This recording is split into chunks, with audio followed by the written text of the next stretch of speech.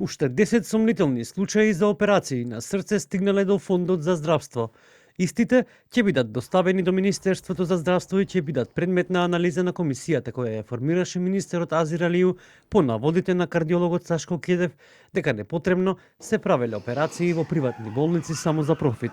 Во меѓувреме, комисијата од домашни експерти ги завршиле првите 8 случаи, но резултатите ќе бидат соопштени откако ќе бидат анализирани сите сомнителни медицински досиеа.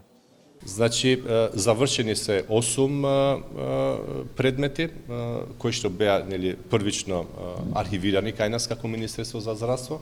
Исто така имаме нови случаи, ве информирав, мислам, на пресконференција, дека имаме уште 5 нови случаи кои што се работат.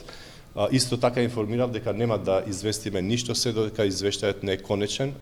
Ресорното министерство пред 2 недели побара од Лекарската комора да изврши надзор во 11 јавни и приватни здравствени установи во кои се извршувале кардиолошки, кардиохируршки и кардиоваскуларни интервенции.